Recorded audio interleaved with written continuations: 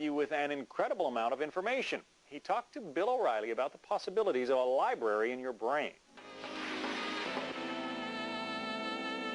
Sometime in the next century, because computer chips are getting smaller and faster, and eventually the time will come when a child is implanted with a little chip back here and will learn to control the chip in the same way that you learn to control your bodily functions and your voice and your movements, so that not only can you, right now my mind is telling my body to talk, and it's supplying my mouth with the words that I'm giving to you, and the mind could also learn to say to the chip, go to a certain web page, download some information, and supply it to the inside of my eyeballs. You believe that you're going to be actually able to tell your mind through a chip to provide you with information that you can then speak. So on this program, this would be great for me. You put a little chip in there, and if I didn't know something, I could say to the chip, would I have to say it out loud or just think it?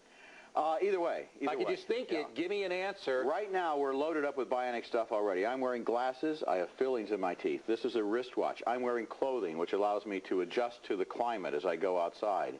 So it's obviously only a matter of time until convergence allows us to match the number one tool of the next century, and that would be the computer chip. I mean, okay, so the computer chip, glasses are tools. Sure, but all of these are external. The computer should be in you, and that's what frightens me. Well, it could be in you, or it could be wherever you wanted it to be. And it would allow you to make telephone calls without having a cell phone, allow you to surf the web without having a monitor. Well, show me how. So if I had a chip embedded in my head, I could make a telephone call by you could just start talking. Call Mom? Yeah.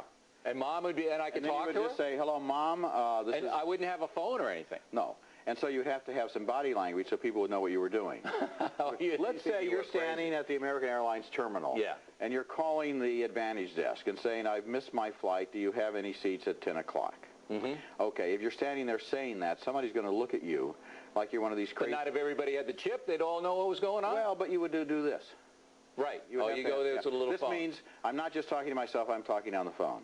This sounds so... If you're reading the web on the inside of your eyeballs, yeah, it would look rude to people. It would look like I'm staring straight through you.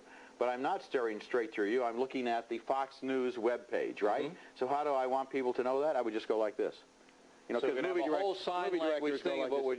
This sounds so unbelievable. If I'm downloading information... But it's true. It could happen, right? Well, you see, my article is half serious and it's half satirical. I don't know which half is half, though, because things are converging so quickly, and computers are already such an amazing tool. But we've checked it out a little further than your article, and the scientists tell us that it is absolutely true and absolutely possible for a human being to have a chip embedded in their system and to have many, many things appear in their mind upon command. So you would say, I need to know the name of the 18th president. Bing. Not only that, I meet you and I call up your credit report while we're talking. We thought